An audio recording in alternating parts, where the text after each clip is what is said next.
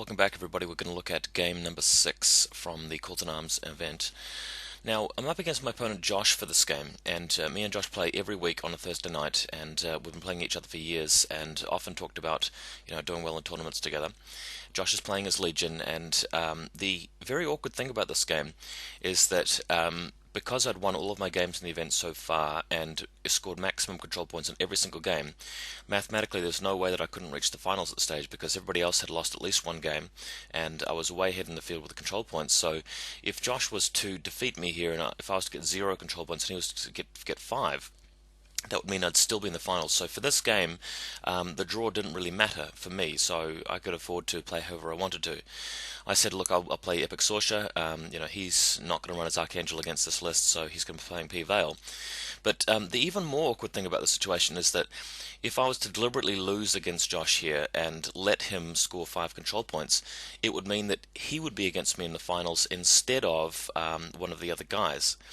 Now, that's kind of weird because obviously you should never have any encouragement to throw a game to advantage yourself, and that's not what I did in this game. We talked about it at the start and we had a bit of a laugh about it, and neither of us seriously considered, that poor sportsmanship of just rigging the event. But I mean, if you think about it, if I had simply chosen to lose this game, let Josh score 5 control points, he would have had just a single loss, and nobody else had won more games than him except me, and he would have had more control points, so it would have been him against me in the finals. Just based on the lists and based on the way our practice games had gone, I was pretty confident I would have won that finals match, so it would have been a way of me securing the tournament in general. But luckily, that didn't happen. We didn't decide on that, and just kind of made me feel a bit weird about the whole tournament rulings. Anyway, in this case, basically Josh has got all of his space on the right hand side, heading on going for his home zone, and I've got the Conquest on the left. In the long run, basically just going to sit there without even crossing the trench and trying to score control points for myself, and like I normally would. I'm not playing this game any differently than I would normally, just because of the situation. But unfortunately, I didn't take the photo where he moves Typhon up onto the trench here. Basically, we ruled it so that the larger sort of square areas with the rivets on the trench count as hills. Now what happens is he moves Typhon onto the hill area. I basically move up with a Winter Guard and Feet with Sorcerer, planning on killing Typhon first turn.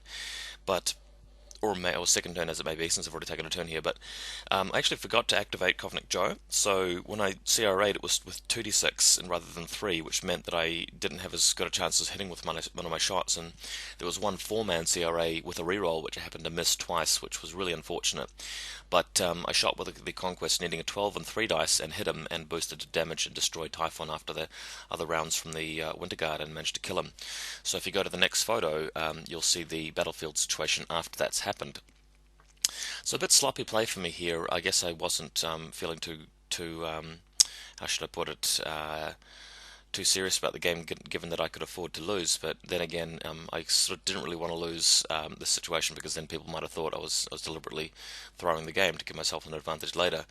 I ended up winning this game. I'll just say right now, so that wasn't really an issue. But yeah, probably shouldn't be so sloppy with Joe. Conquest putting down some templates here just so that the Hex Hunters can't get past to my lines behind the Conquest, and he'll just be shooting at them for the rest of the game, basically clearing out that zone. So next turn, well, actually the next photo rather, this is the situation of basically spread out with Gorman, the Great Bears and the Winter Guard, planning on just harassing those beasts and keeping them busy for 3 or 4 turns while I basically start cleaning up the left hand side of the table and going over there with Sorcerer to score control points. So next photo, we've got the Scythian, which is charged in here and actually killed the Great Bears with its takedown Animus, Slaughterhouse that is, and the Ravagords move forward to kill the other guy. Josh getting very good at killing Gorman from playing me so much, and he's moved over here with the spawning vessel, and pumped out a Harrier, which is able to Animus and charge over the Winter Guard and actually attack Gorman. Does take a couple of free strikes, but not enough to get rid of his crucial aspects, and does actually manage to kill Gorman, I believe. Unless he failed again, can't quite remember it.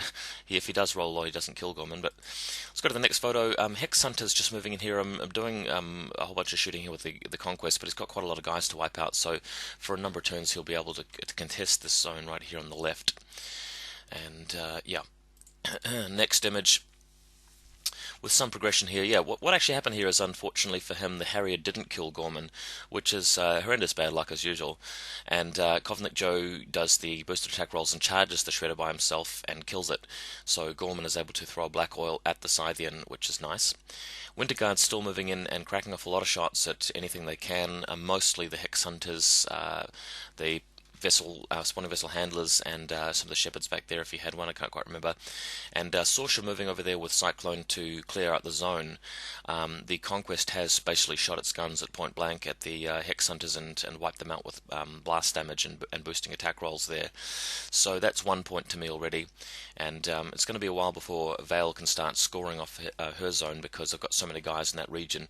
Widowmakers hanging out in the forest there to contest the zone have legitimately dropped Ironholt from the list, so I'm not sort of over pointed here like I was yesterday.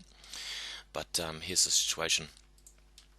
Next image, same thing again. We've both had another turn. Conquest wiping out more of the Hex Hunters. Sorsha still in the zone, well away from enemy troops. Winterguard dwindling in number, but they still have Iron Flesh and in some cases tough, and managing to survive most of his attacks. But he's still pounding at me with the Scythian and the Revigor. Of course, the Scythian only moving around to engage because he was black oiled the previous turn. But pVayl still hasn't scored any control points. I'm on 2 control points here, so starting to get a neck out into the lead. Conquest firing at the objective, so next turn I'm going to be able to dominate the zone and score a point from the control. From the objective, that is.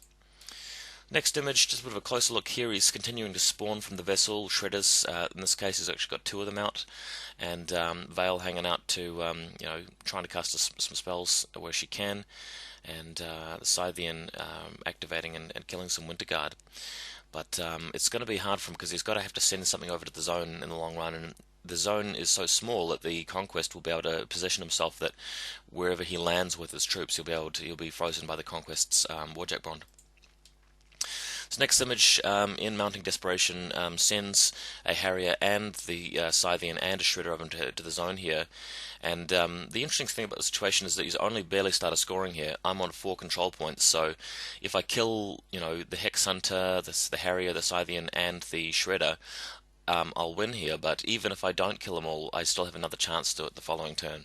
And I still have a lot of Widowmakers which can run into his zone to stop him from scoring every second turn. So that's the situation. Next photo, Sorsha casts a spell at the Hex Hunter to kill it, then moves over here to attack the Harrier, and doesn't quite destroy it. Wishnailer having a go at it as well. And the Conquest, as you can see, is moved around to destroy the Scythian. But that's simply it, Even though I didn't kill the Harrier this turn, Josh is basically not able to do anything else but score more control points.